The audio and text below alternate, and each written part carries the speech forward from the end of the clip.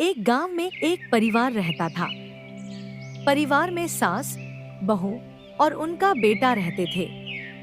सास को हमेशा अपनी बहू पर शक रहता था और वह उसे हर काम में टोकती रहती थी। बहू भी सास की बातों से परेशान थी, लेकिन वह चुपचाप सब सहन करती थी। एक दिन सास ने बहू को घास काटने के लिए जंगल भेज दिया। अरे ओ बहू, आज जंगल जाकर घास काट लाना। देखना ज्यादा घास लाना, कम नहीं। जी सासू माँ, मैं अभी चलती हूँ। बहू घास काटने के लिए जंगल की ओर चल पड़ी।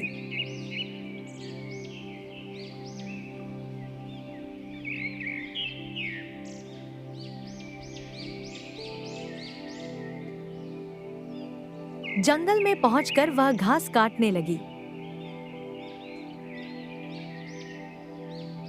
तभी अचानक एक बाघ वहां आ गया।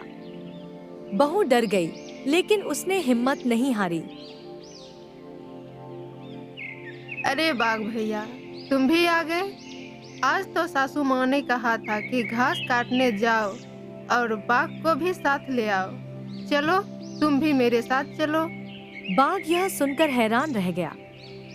उसने सोचा, यह औरत कितनी बहादुर है। मुझे देखकर भी नहीं डरी और मुझे अपने साथ चलने के लिए बुला रही है। बाघ ने बहू की बात मान ली और उसके पीछे पीछे चलने लगा। बहू घास काटती रही और बाघ उसके पीछे चलता रहा। जब वह घर की ओर लौटने लगी, तो बाघ भी उसके साथ हो लिया। गांव के लोगों ने जब बहू को बाघ के साथ आते देखा, तो वे डर गए और भागने लगे। बहू ने उन्हें शांत किया और कहा, अरे डरो मत, यह बाघ मेरा दोस्त है।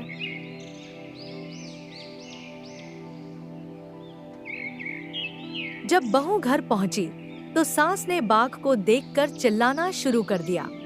अरे बाप रे, यह बाघ कहाँ से आ गया? बहू, तू इसे क्यों ले आई? सासू माँ, आपने तो कहा था कि घास काटने जाओ और बाघ को भी साथ ले आओ।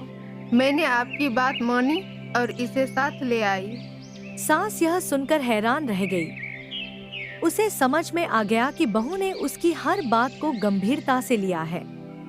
उस दिन के बाद सास ने बहू को कभी परेशान नहीं किया और उसके साथ अच्छा व्यवहार करने लगी। बाघ भी बहू की बहादुरी से प्रभावित होकर जंगल में वापस चला गया। इस तरह बहू ने अपनी समझदारी और बहादुरी से न सिर्फ बाघ को शांत किया, बल्कि सास का दिल भी जीत लिया। समझदारी और बहादुरी से हर मुश्किल का सामना किया जा सकता है।